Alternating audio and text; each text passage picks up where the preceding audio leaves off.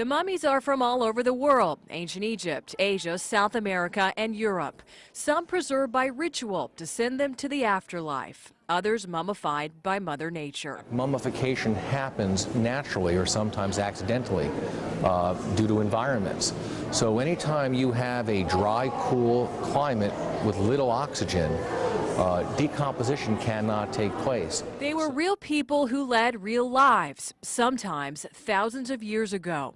Even so, their deaths are not always wrapped up in mystery because of modern science. Like, you want to know, you start thinking, what happened and why. And scientists wanted to find out too, so they used non-destructive techniques to look inside the wrappings and the remains themselves. Radiocarbon dating using samples the size of your fingernail helps tell us how old the mummies are.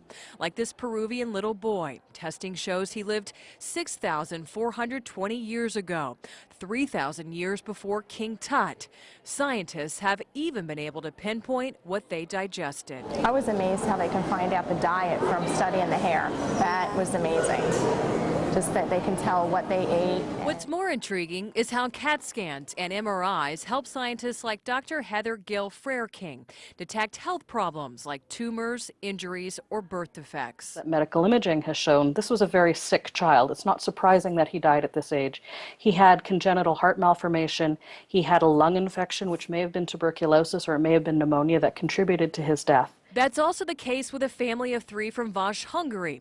The Orlovich were long forgotten in a church crypt, unearthed during a 1994 renovation.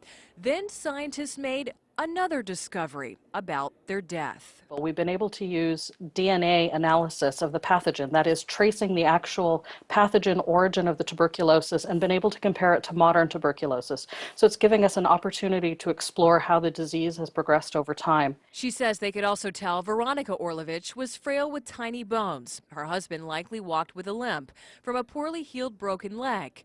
And their infant son Johannes was about 1 year old when he succumbed to TB. This is indeed history, that this is part of the, dying is part of the human experience.